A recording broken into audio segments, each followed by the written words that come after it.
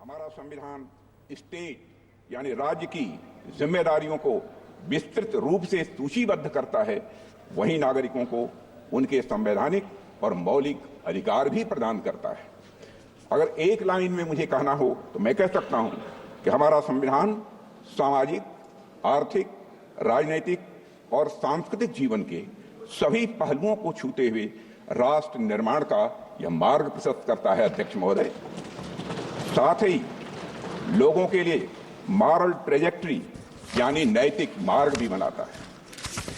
इसी प्रकार हमारा संविधान जहां एक ओर कोऑपरेटिव फेडरलिज्म सुनिश्चित करता है, वहीं राष्ट्र की एकता को सुनिश्चित करने पर भी बल देता है। हमारा संविधान लेजिस्लेचर, एग्जीक्यूटिव और जुडिशियरी को नागरिकों के हितों के लिए मिलजुल कर काम करने की शक्ति भी प्रदान करता है। साथ ही चेक्स एंड बैलेंसेस का भी सिस्टम यह संविधान प्रदान करता है, जिसे सभी संस्थाएं अपने संवैधानिक दायरे में रहकर वह काम कर सकें। अध्यक्ष महोदय, भारत का संविधान सिर्फ एक शासन प्रणाली स्थापित करने का ही कार्य नहीं करता है, बल्कि भारत के गौरव को पुनर्स्थापित करने का यह एक रोड मैप है। अध्यक्ष महोदय, और साथ ही यह भारत को विश्व पटल पर सही स्थान दिलाने का रोड मैप है। भारत को पुनः एक आदर्श राष्ट्र बनाने का भी यह अध्यक्ष महोदय रोड मैप है, और यह रोड मैप है विकास का, रोड मैप है समता का, रोड मैप है न्याय का, रोड मैप है स्वतंत्रता का, बंधुता का, राष्ट्र की एकता और अखंडता को अक्षुण्ण रखने का। यह रोड मैप है नागरिकों की गरिमा सुनिश्चित करने का। अध्यक्ष महोदय, कुछ लोगों द्वारा हमारे संविधान को कॉलोनियल रूल यानी उपनिवेशवाद का उपहार मान लिया जाता है, या अक्सर हमारे संविधान को पश्चिमी देशों के संविधान से ली गई अच्छी बातों का एक संकलन मात्र मान लिया जाता है। अध्यक्ष महोदय, पिछले कुछ वर्षों में देश में एक ऐसा माहौल बनाने का प्रयास किया गया है कि संविधान एक पार्टी की विशेष देन है। इन सभी बातों में डेप्थ एंड ब्रेथ मैं मानता हूं कि दोनों की कमी है। अध्यक्ष महोदय, संविधान निर्माण में बहुत से लोगों की भूमिका को जानबूझकर नकार दिया गया है, जबकि सच्चाई यह है कि हमारा संविधान हमारी सिविलाइजेशनल वैल्यूज यानी सभ्यता एवं सांस्कृतिक मूल्यों का एक एक्सप्रेशन है। अध्यक्ष महोदय, हमारा संविधान स्वाधीनता संग्राम के हवन कुंड से निकला हुआ यह अमृत है। हमारा संविधान स्वतंत्रता सेनानियों के त्याग से सिंचित यह हमारा स्वाभिमान है। यह एक सीरीज ऑफ हिस्टोरिकल इवेंट्स का आउटकम है। स्वतंत्र भारत का संविधान कैसा होगा, इस बात पर स्वतंत्रता संग्राम के दौरान कई संस्थाओं और विभूतियों ने अपने विचार प्रस्तुत किए थे, जिनमें से बहुत से लोग संविधान सभा के सदस्य नहीं थे, लेकिन उनके विचारों ने भारत के संविधान के निर्माण में बहुत ही महत्वपूर्ण भूमिका निभाई है और बहुत बड़ा उनका योगदान है। हमें याद रखना चाहिए कि पंडित मदन मोहन मालवीय, लाला लाजपत राय, सरदार भगत सिंह, वीर सावरकर और ऐसे कई महापुरुषों के विचारों ने हमारे संविधान की भावना को मजबूत और समृद्ध किया है। अध्यक्ष महोदय,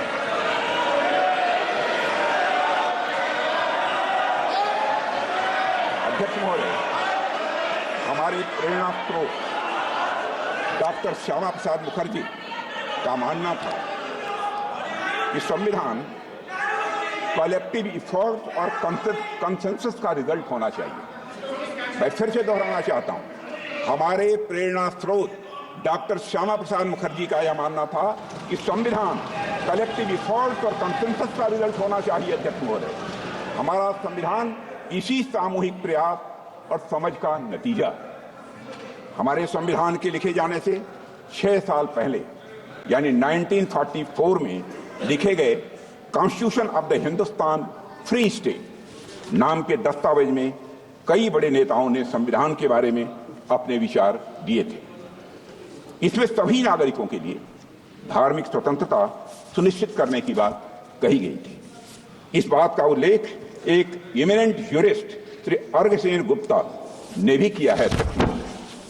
अध्यक्ष महोदय, उस दस्तावेज में प्रत्येक नागरिक को अपनी संस्कृति और भाषा की रक्षा करने का भी अधिकार दिया गया था। सरकार को रिलीजन के आधार पर भेदभाव करने से स्पष्ट रूप से प्रतिबंधित किया गया था। सार्वजनिक अनुदान प्राप्त करने वाले स्कूलों को रिलीजियस एजुकेशन देने की मनाही थी और यह भी स्पष्ट किया गया था कि स्टेट का कोई रिलीजन नहीं होगा, यानी वह सेकुलर होगा। और यह बात वे लोग कह रहे थे जिन्हें हमारे सामने बैठे कुछ लोगों के दल कांग्रेस के लोग कम्युनल कहा करते थे। यह बात उन लोगों ने कही थी। अध्यक्ष महोदय, constitution of the Hindustan free state से डॉक्टर श्यामा प्रसाद मुखर्जी बेहद प्रभावित थे। और अगर हम संविधान सभा की बहस को ध्यान से पढ़ें तो पता चलता है कि उन्होंने राष्ट्रीय एकता के लिए और अलगाववादी प्रवृत्तियों पर अंकुश लगाने के लिए एक मजबूत संघ यानी स्ट्रांग यूनियन की आवश्यकता पर विशेष बल दिया था और स्वतंत्रता और समानता के सिद्धांतों पर आधारित एक गणतांत्रिक संविधान की डॉक्टर श्यामा प्रसाद मुखर्जी ने वकालत भी की थी। हमारे वर्तमान संविधान में भी इन्हीं मूल्यों को अध्यक्ष महोदय प्राथमिकता दी गई है, मगर इस बात का कहीं उल्लेख नहीं मिलता है। एक पार्टी विशेष द्वारा संविधान निर्माण के कार्य को हाईजैक और एप्रोप्रिएट करने की कोशिश हमेशा से की गई है। अध्यक्ष महोदय, भारत में कॉन्स्टिट्यूशन मेकिंग से जुड़ी ये सब बातें लोगों से छिपाई गई हैं।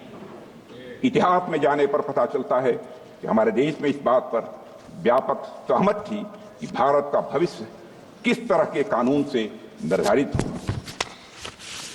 मैं आज यह स्पष्ट करना चाहता हूं अध्यक्ष महोदय कि हमारा संविधान किसी एक पार्टी की देन नहीं है। भारत का संविधान भारत के लोगों के द्वारा भारत के विचारों के साथ भारत के मूल्यों के अनुरूप बनाया गया एक अनपैरेलल्ड ट्रांसफॉर्मेटिव यह डॉक्यूमेंट है।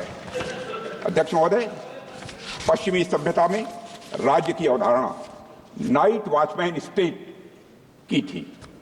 नाइट वॉचमैन स्टेट का कंसेप्ट विश्व प्रसिद्ध विचारक जॉन स्टुअर्ट मिल के द्वारा दिया गया था, जिसका अर्थ है कि सरकार का दायित्व लोगों की सुरक्षा प्रदान करने तक ही यह सीमित रहे।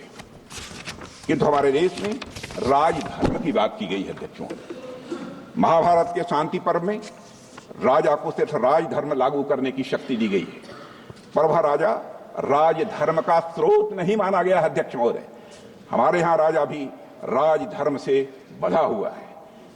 उसकी शक्तियां लोगों के कल्याण के लिए, समाज के कमजोर वर्गों के रक्षा के लिए। अध्यक्ष महोदय, हमारा संविधान कॉन्स्टिट्यूशनल मशीनरी के जरिए नागरिकों के कल्याण के लिए पूरी तरह से प्रतिबद्ध है। उनकी स्वतंत्रता सुनिश्चित करने के लिए भी यह प्रतिबद्ध है। हमारा संविधान नागरिकों के समग्र विकास के रास्ते में आने वाली सभी बाधाओं को हटाने तथा समुचित विकास के लिए अनुकूल परिस्थितियां पैदा करने के लिए राज्य को निर्देश देता है। संविधान के भाग 4 में दिए गए directive principles of state policy से यही भावना निकलकर सामने आती है। अध्यक्ष महोदय, मुझे इस बात का गर्व है, गर्व नहीं बल्कि मुझे गौरव की अनुभूति है कि प्रधानमंत्री नरेंद्र मोदी जी के नेतृत्व में हमारी सरकार सबका साथ, सबका विकास, सबका। दो तस्वीरें फिलहाल आप देख रहे थे। एक तस्वीर में आप देखा किस तरीके से संसद के अंदर संविधान पर संवाद हो रहा है, वहीं दूसरी तरफ प्रयागराज संगम पहुंचे हुए हैं प्रधानमंत्री नरेंद्र मोदी। गंगा पूजन कर आज महाकुंभ आयोजन की शुरुआत करने वाले हैं।